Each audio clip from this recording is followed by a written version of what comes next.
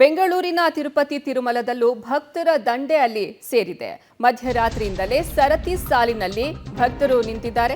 ಮೈ ಕೊರೆಯುವ ಚಳಿಯಲ್ಲೇ ಬಾಲಾಜಿ ದರ್ಶನವನ್ನ ಮಾಡ್ತಿದ್ದಾರೆ. ಮುಂಜಾನೆಯಿಂದಲೇ ಸರತಿ ಸಾಲಿನಲ್ಲಿ ನಿಂತಿರೋ ಭಕ್ತರು. ಇದು ಬೆಂಗಳೂರಿನ ಟಿಟಿಡಿ. ಮೈ ಕೊರೆಯುವ ಚಳಿಯಲ್ಲೇ ಬಾಲಾಜಿ ದರ್ಶನಕ್ಕಾಗಿ ಅಲ್ಲಿ ಭಕ್ತ ಸಾಗರವೇ ಆಗಮಿಸಿದೆ.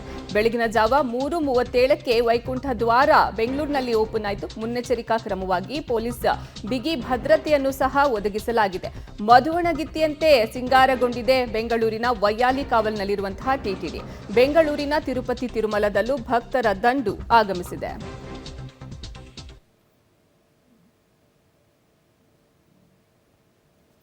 ಬೆಂಗಳೂರಿನ ತಿರುಪತಿ ತಿರುಮಲದಲ್ಲೂ ಸಹ ಭಕ್ತರ ದಂಡೆ ಆಗಮಿಸಿದೆ. ಇನ್ನು ಯಾರು ಈ ಆಂಧ್ರ ಪ್ರದೇಶದಲ್ಲಿರೋ ತಿರುಪತಿಗೆ ಹೋಗೋಕ್ಕಾಗಲ್ವೋ ಅಲ್ಲಿ ಬಹುತೇಕರು ಇನ್ನು ಬೆಂಗಳೂರಿನವರು ಬರುವಂಥದ್ದು ಈ ಟಿಟಿಡಿಗೆನೆ. ಬೆಂಗಳೂರಿನ ವೈಯಾಲಿ ಕಾವಲ್ನಲ್ಲಿರುವಂತಹ ಟಿಟಿಡಿಯಲ್ಲಿ ತಿರುಪತಿಯ ತಿಮ್ಮಪ್ಪನ ದರ್ಶನವನ್ನ ಪಡ್ಕೊಂಡ್ರೆ, ಅಂದರೆ ತಿರುಪತಿಯ ಬಾಲಾಜಿ ದರ್ಶನನೇ ಪಡೆದಷ್ಟು ನಮಗೆ ಪುಣ್ಯ ಸಿಗುತ್ತೆ ಅನ್ನೋ ನಿಟ್ಟಿನಲ್ಲಿ.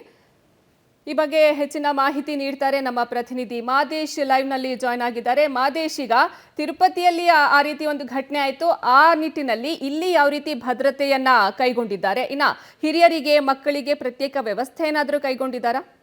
ಅರ್ಪಿತಾ, ಈಗ ಒಂದ್ ಕಡೆ ವೇದಘೋಷ ವಾಕ್ಯಗಳು ಒಂದ್ ಕಡೆ ಆದ್ರೆ, ಈಗ ದರ್ಶನಕ್ಕೆ ವ್ಯವಸ್ಥೆ ಸಕಲ ಸಿದ್ಧತೆಯನ್ನ ಮಾಡ್ಕೊಂಡಿದ್ದಾರೆ. ಯಾಕಂದ್ರೆ ತಿರುಪತಿಯಲ್ಲಿ ಆದಂತಹ ದುರಂತ ಏನಿದೆ ಅದು ಒಂದು ರೀತಿ ಕಹಿ ನೆನಪನ್ನ ಉಳಿಸಿದೆ.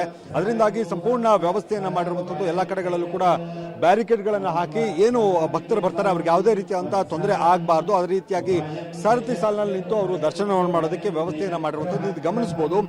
ಬೆಳಗ್ಗೆ 3:37 ಏನು ಈ ದ್ವಾರ ಏನಿದೆ, ದೇವಾಲಯ ದ್ವಾರವನ್ನ ಓಪನ್ ಮಾಡಿದ್ರು. ಓಪನ್ ಮಾಡೋದಕ್ಕೂ ಮೊದಲೇ ಅಂದ್ರೆ ಸುಮಾರು ಒಂದು 2 ಗಂಟೆಗೆ ಎಲ್ಲರೂ ಕೂಡ ಬಂದು ಸರತಿ ಸಾಲಲ್ಲಿ ನಿಂತು ಜನ ಭಕ್ತರು ಬಂದು ಇಲ್ಲಿ ವೀಕ್ಷಣೆಗೆ ಬಂದಿದ್ರು, ವೆಯ್ಟ್ ಮಾಡ್ತಾ ಇದ್ರು. ಈಗ ಗಮನಿಸಬಹುದು, ಸಂಪೂರ್ಣವಾಗಿ ದೇವಾಲಯ ಅಲಂಕೃತವಾಗಿದೆ. ಎಲ್ಲಿ ನೋಡಿದ್ರು ಕೂಡ ಲೈಟಿಂಗ್ ಆಗಿರ್ಬೋದು, ಹಾಗೆ ಹೂಗಳಾಗಿರ್ಬೋದು, ಒಂದು ರೀತಿ ವೈಕುಂಠ ಇದೇನಾ ಅನ್ನೋ ತರದ ಭಾಸ ಆಗೋ ರೀತಿಯಲ್ಲಿ ಇಲ್ಲಿ ಅಲಂಕಾರವನ್ನ ಮಾಡಿರುವಂಥದ್ದು. ಹಾಗೆ ಭಕ್ತರು ಕೂಡ ಏನು ಆ ತಿರುಪ್ತಿಯಾಗ ನೂಕುನುಗ್ಗಲಾಗಿತ್ತು ಆ ರೀತಿಯಾಗಿ ಆಗದಂತೆ ಜನ ಕೂಡ ನಿಧಾನಗತಿಯಲ್ಲಿ ಸರತಿ ಸಾಲಲ್ಲಿ ನಿಂತು ಯಾವುದೇ ರೀತಿಯಂತ ನೂಕುನುಗ್ಗಲಿಲ್ಲದೆ ದರ್ಶನವನ್ನ ಪಡೆದು ವಾಪಸ್ ಆಗ್ತಾ ಇದ್ದಾರೆ.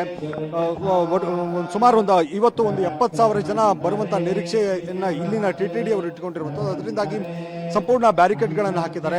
ಒಂದೇ ಬಾರಿ ಏನಾದರೂ ಬಂದಂತ ಸಂದರ್ಭದಲ್ಲಿ ನೂಕುನುಗ್ಗಲಾಗುತ್ತೆ ಅಂತ ಬ್ಯಾರಿಕೇಡ್ಗಳನ್ನು ಹಾಕಿ ಸುತ್ತುವರೆದು, ಅಂದ್ರೆ ಒಂದು ರೀತಿ ದೇವಾಲಯವನ್ನ ಸುತ್ತುವರೆದು ಬಂದು ದರ್ಶನವನ್ನ ಪಡೆಯುವಂತ ವ್ಯವಸ್ಥೆಯನ್ನ ಮಾಡಿರುವಂಥದ್ದು. ಈಗ ಭಕ್ತರಿದ್ದಾರೆ, ನಾನು ಅವ್ರನ್ನ ಮಾತಾಡಿಸ್ತಾ ಹೋಗ್ತೀನಿ. ಯಾವ ರೀತಿ ಅಂತ ನಿರೀಕ್ಷೆಗಳನ್ನ ಇಟ್ಕೊಂಡಿದ್ದಾರೆ, ಎಷ್ಟು ಖುಷಿ ಆಗ್ತಿದೆ ಅವರಿಗೆ ಅಂತ. ಮೇಡಮ್, ದರ್ಶನಕ್ಕೆ ಹೋಗ್ತಾ ಇದ್ದಾರೆ, ಎಷ್ಟು ಖುಷಿ ಇದೆ? ತುಂಬ ಖುಷಿ ಆಗ್ತಾ ಇದೆ ದರ್ಶನಕ್ಕೆ ಹೋಗೋದು. ನಾನು ನನ್ನ ಫ್ರೆಂಡ್ಸ್ ಎಲ್ಲ ಬೆಳಗ್ಗೆ 4:15ಗೆ ಬಂದಿದ್ದೀವಿ. ಸೊ ಗೋವಿಂದನ ದರ್ಶನ ಮಾಡಿಕೊಂಡು. ವ್ಯವಸ್ಥೆ ಎಲ್ಲ ಹೆಂಗಿದೆ ಅಂತ? ಈಗ ತಿರುಪತಿಯಲ್ಲಿ ಆ ಥರದ್ದು ಒಂದು ದುರಂತ ಆಯಿತು, ಇಲ್ಲಿನ ವ್ಯವಸ್ಥೆ ಹೆಂಗಿದೆ? ಇಲ್ಲ, ಇಲ್ಲೆಲ್ಲ ಅನುಕೂಲ ಮಾಡಿಕೊಟ್ಟಿದ್ದಾರೆ. ನೂಕುನುಗ್ಲು ಇಲ್ಲ, ಎಲ್ಲ ನಾರ್ಮಲ್ ಆಗಿ ಕ್ಯೂ ಮೂವ್ ಆಗ್ತಾ ಇದೆ. ಸೊ ಹಾಗಾಗಿ ಅನುಕೂಲ ಎಲ್ಲ ಚೆನ್ನಾಗಿ ಮಾಡಿಕೊಟ್ಟಿದ್ದಾರೆ. ಮೇಡಮ್, ಈಗ ಸ್ಪೆಷಲ್ ಕ್ಯೂ ಆ ಥರದ್ದೇನು ಮಾಡಲ್ಲ, VIPsಗೆಲ್ಲ ಎಂಟ್ರಿ, ಸ್ಪೆಷಲ್ ಎಂಟ್ರಿ ಏನೂ ಇಲ್ಲ ಅಂದರು. ನಿಮ್ಗೇನು ಅನ್ನಿಸ್ತಾ ಇದೆ ಇದೆಲ್ಲ ಕ್ರಮ ಎಲ್ಲ ತಗೊಂಡಿರೋದು? ಕೆಲವ್ರಿಗೆ ಬೆಳಿಗ್ಗೆ ಬೇಗ ಹೋಗಬೇಕು, ಆಫೀಸ್ಗೆಲ್ಲ ಹೋಗಬೇಕು ಅಂತ ಇದ್ರೆ it is good for them. Normal queue ಅಲ್ಲಿ ಬರೋರಿಗೆ it's their option, their personal opinion. ಬೇಕು ಅಂದರೆ ಇದ್ರಲ್ಲಿ ಬರ್ಬೋದು, ಇಲ್ಲ ಅಂದರೆ ಅದ್ರಲ್ಲಿ ಹೋಗ್ಬೋದು. So like that.